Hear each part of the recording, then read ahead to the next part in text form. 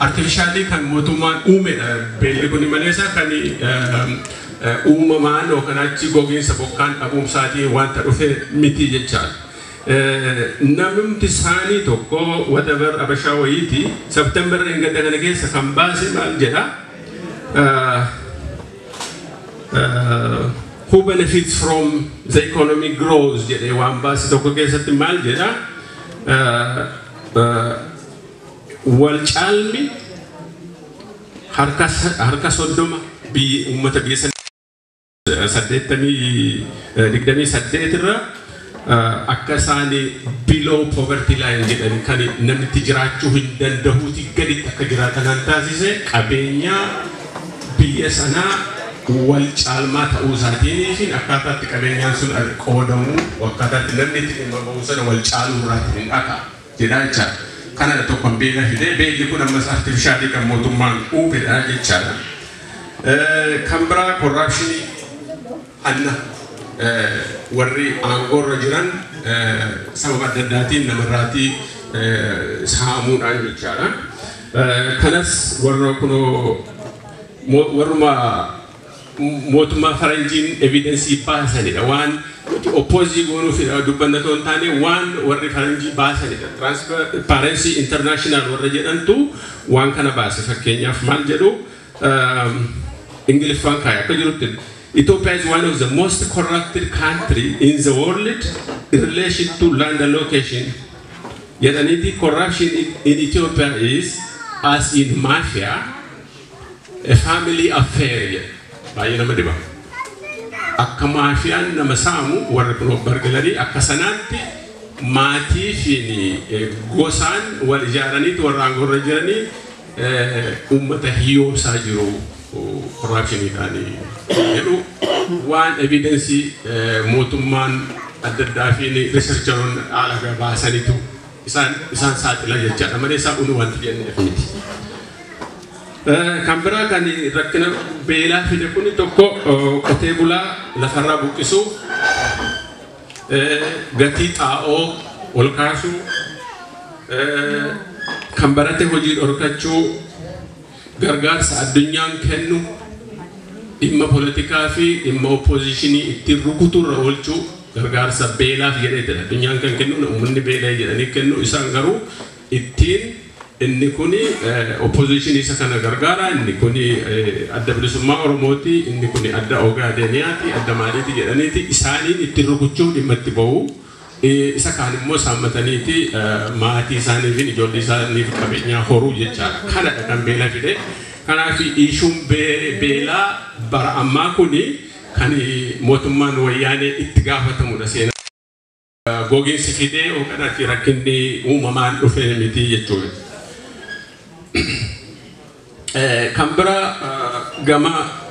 uummata biyya alaa diaasporaa unuuf wayyaaneen hambaasne tokkotu jira. Dhiyoo kana kan bahe baatiidhuma kunoo guraandhala wanni kana keessa September kana keessa kan bahetu jira. Kana hubachuun nu barbaachisa. Uummanni Oromoo as keessa kan jiru inni kaanis yoo jiraate hubanneerra wanni tooftaasaa jechuufidha. Maal jedhu maal gochuufidha wayyaaneen sochii adda bilisummaa Oromoo dhabamsiisuu yookaan achi dadhabsiisuun karoora isaanii guddaa godhanii fudhataniiru. Maaliif jaarmiyaan poolitikaa tokko hin jiru ta'e Oromoon akkuma diigamee faca'etti waggaa dheeraa bitamuu danda'a kan jedhu waan qabaniif fokkee isaan irratti godhanii dadhabsiisuu akkamitti kana sagantaa baafatanii sagantaa qabxii tokko tokkoon baafatantu jira. Tokko uummanni biyyaa maaliif yoo biyya keessa jiraate akka biyya keessatti akka barbaadne hidhuu akka barbaadne ajjeesuu garuu yoo biyya sanarraa bahe waa'ee saba sanaatti dubbata uummanni addunyaatti sana gochuu yoo baqatee bahe immoo qabanii deebisuu keessattuu biyya ollaa keessatti jechaadha waan Keeniyaa keessatti Jibuuti keessatti ta'aa jirudha kuni warra mootummaa ollaa waliin security isaanii waliin ta'anii qabanii deebisuuf jechaadha. Kanaaf haalli Oromoo namatti jiru biyya keessatti du'a baqatee bahuus hin danda'u yoo bahis qabamee deebi'a haala akkasii keessa jira jechaadha. Inni fagoo gara Awurooppaatti dhufuu barbaadu immoo quba qabdan كيسة تدرجون لما أفتر كيسة تفتر تجرا لبو كيسة غورتني بشام كيسة تكان أتومي نياتي دون دربيت أفريقيا عليكم كم أتومان نما ليس وانتا حال راتين أبا دبسمارو كيسة تجاسا أبدا إجارون أن ديبو يالودا كانت تلميل كورنه إنساني فينتاني كارو سرنتا ada ini gudan umman orang bakal jirut akah ini jaran memo akah wal syakke wal jibu akah mana tak sesuai ada kasih dia karena tosta ada di lima tibahu iracala orang di lima tibahu kabras Karena orang berpetuan ada di bawah dari cara hal kanat ini umat mergasa kahin falman wali rata kabobau jero era kecuali garu amma kalti to garu tak era kisah kantor dari cara garu kana wajun berwajisa wal syakuf wal raba kecuton tan wal tikufne wali merihaju di berwajisi Roma umman Oromo rakkina jedhan keessa jira qaanii guddaa keessa jira amma qaanii fi rakkinni sun ittuma jabaachaa deema irra caalaa sochii Oromoo gaafa jabaachaa deemu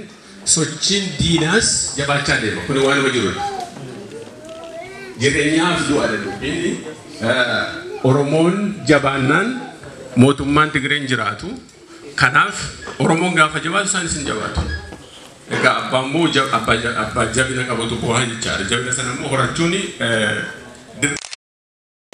aba politika duwas miti dambe politika duwa dubbe sara umata kabachu kaba umandi berada bachu kaba wanti samira ganu hinju tokko kenyi wandande nyuti yo berada banne tokkuma hanijaru handi guton tane hanijaru yo hojjenne wan walittini fudu yo dubbanne waan addaan nu qooduu fi diigu yoo wal duuba deebine hamii odeessina taane eessayyuu geenyu jechaadha irra caalaa diinni kan successful itti ta'e uummanni Oromoo yeroo ammaa akka wal diigu akka walitti dhufne taasisu sadarratti inni guddaatti successful ta'anii kan jiran jechaadha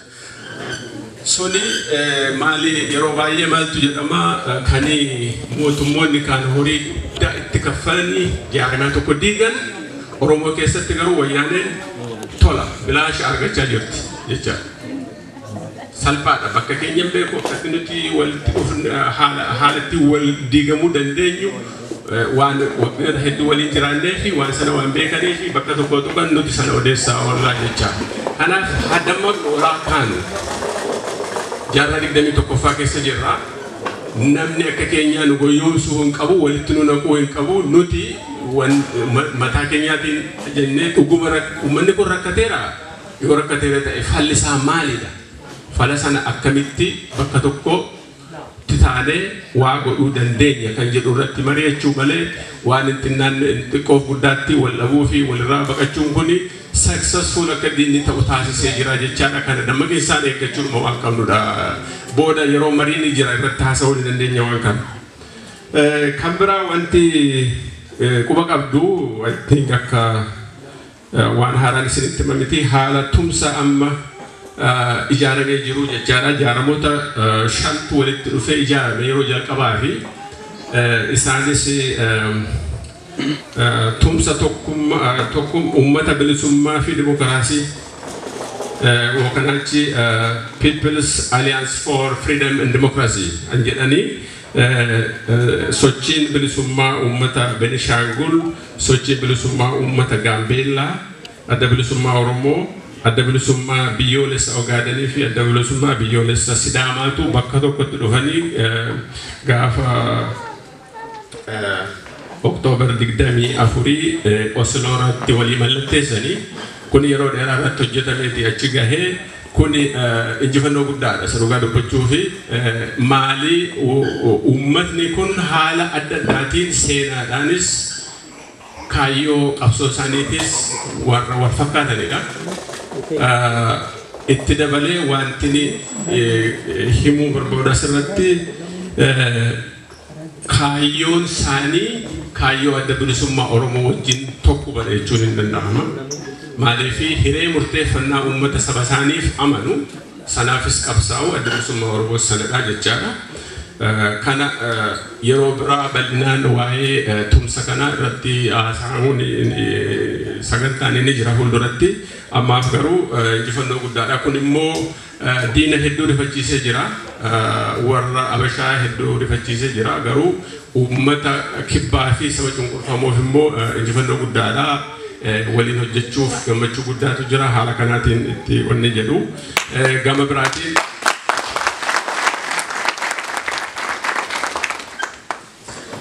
Gama berarti muut الدنيا اللي هدو وان كان attention ittikenani media coverage gudda argate wonni kuni yoro jal kaba fi wan media gudda naka agence France Washington Post wan kasi kuni wan kana kasaniti ummanni mirga demokrasi ni sani falmani ولتكفني يونيتي أمني ينجلو وان كوني دوت جبادة وني ريف ماجرا إجازة كيسة تني قدام توكو أجيتي بيا ويستي كان أرجع جورا سنرتي